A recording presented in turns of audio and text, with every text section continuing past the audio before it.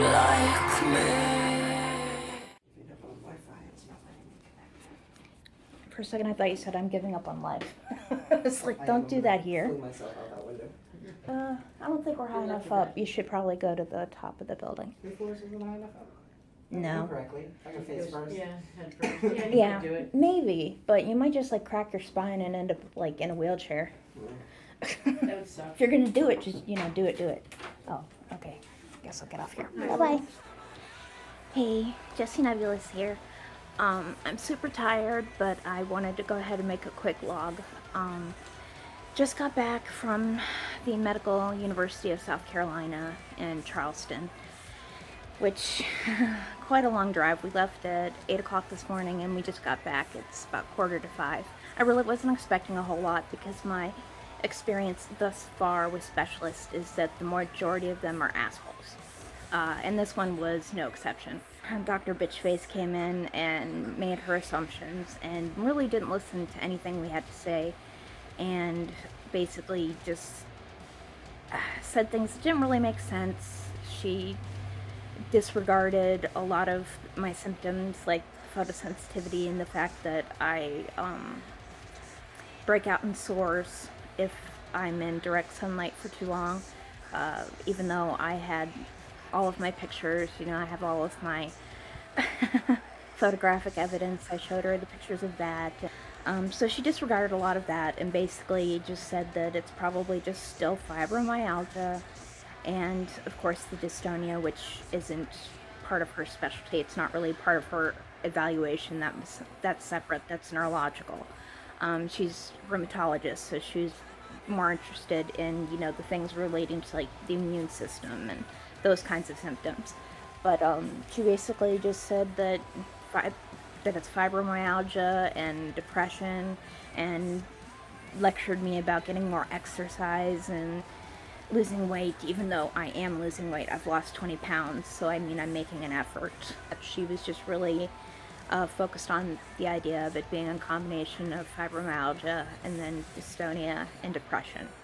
And even though those things are all relevant, I mean, I am depressed. I mean, come on, I'm really sick and I'm only 30, and it's completely disrupted my life. So yeah, I'm depressed, but I understand that and I know how to deal with it. And I'm on medication, and I still address it. I do things. I talk about my feelings and I discuss it with my mom and my friends, and so, I mean, it's not like I'm not addressing it again, and I'm okay, you know, I know how to deal with it. I can handle the depression aspect.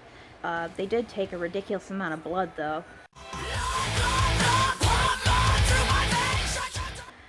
She's wanting to test me for things that I can't possibly have.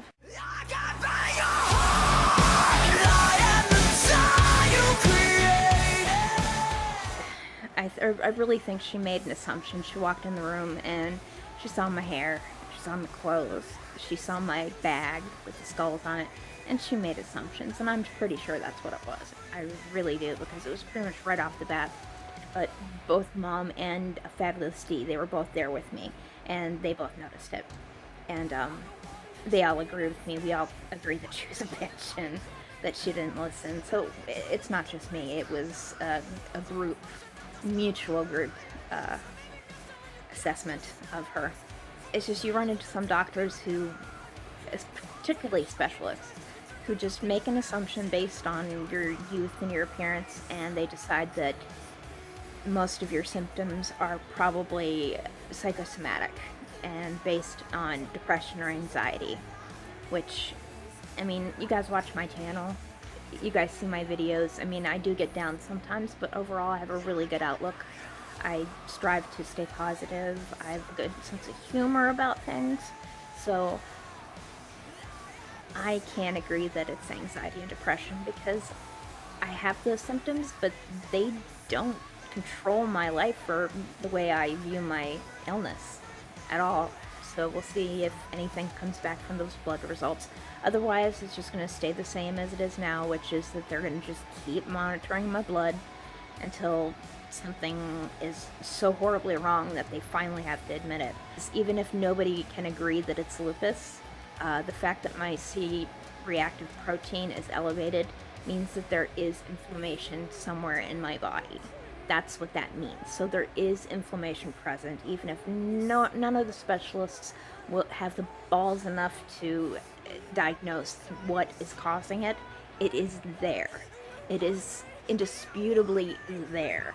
So steroids should help, because that is the standard treatment for inflammation. So I do think my GP is going to go ahead and put me on steroids based on that. So I mean, something's going to happen. We'll see how steroids go. Other than that, they're just going to keep monitoring my blood. And that's the way it's been, and I'm not that surprised. All in all, it was a bust, but I'm okay with that. I don't care. Alright, hope you guys are doing well, and I will see you sometime soon.